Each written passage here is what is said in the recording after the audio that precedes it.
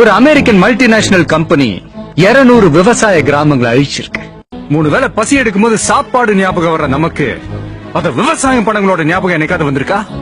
ஒரு Cola company ஒரு நாளைக்கு 9 லட்சம் லிட்டர் தண்ணி எடுக்கிறாங்க. இதுல விவசாயத்துக்கு தண்ணி எங்க இருக்கும்? விவசாயி தற்கொலை பண்ணிக்காம என்ன பண்ணுவா? அவங்க பசிக்கு பிச்சை கேட்கல சார், விவசாயத்துக்கு தண்ணி கேட்கறாங்க. தன்னூத்து கிராமம் மட்டும் இல்ல, சொந்த ஊரை விட்டு ஓடி போன அத்தனை விவசாயிகளும் தான். 20 வருஷத்துக்கு முன்னால விவசாயம் பண்ணவன் இன்னைக்கு சிட்டில கோயில் வாசல பிச்சை எடுக்கிறான், பாலத்துக்கு துணி துவைக்கிறான், சாக்கடாடுறான். 2002 இருந்து இது வரைக்கும் ஒரு 10 லட்சம் விவசாயிகள் இந்த தொழிலே விட்டுட்டு வேற வேலைக்கு போயிட்டாங்க. 5000 கோடி எப்படி 5000 கோடி கடன் வாங்கின ஒரு பியர் ஃபேக்டரி ஓனர் என்னால அந்த கடனை கட்ட முடியலன்னு கை தூக்குறான். ஆனா அவன் தற்கொலை பண்ணிக்கல. ஆனா 5000 ரூபாய் கடன் வாங்கின ஒரு விவசாயி அதை கட்ட முடியாம வட்டி மேல வட்டி ஏறி பூச்சி மருந்து குடிச்சு தற்கொலை பண்ணிக்கிறான். சொல்லத்தான் டிவி சேனல் கிட்ட கேட்டோம்.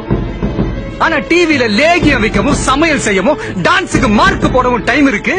ஒரு கிராமம் அழிய போறத சொல்ல 2 நிமிஷம். இந்தியாவுக்கு ஃபேக்டரியே வேணாம்னு நாங்க சொல்ல வரல. குடிக்கிற பால்ல இருந்து தயார் பண்ற சோப்பு வேணாம். முட்டை, மீன், கேரட்ல இருந்து எடுக்கிற ஃபேர்னஸ் கிரீம் வேணாம். தக்காளி, ஆரஞ்சு, பாதாம்ல தயாரிக்கிற அழகு சாதன ஃபேக்டரி வேணாம். இந்தியாவுல விட்டமின் குறைபாடுனால ஒரு நாளைக்கு 5000 குழந்தைங்க இறந்து போறாங்க. ஒரு நாளைக்கு. பணக்காரன் யூஸ் பண்ற ஒரு காண்டம்ல ஸ்ட்ராபெரி பிளேவர் வேணும்னா ஒரு ஏழை குழந்தை தன்னோட வாழ்க்கையில ஸ்ட்ராபெரிய நினைச்சு பார்க்க முடியுமா? 2Gனா என்னையா?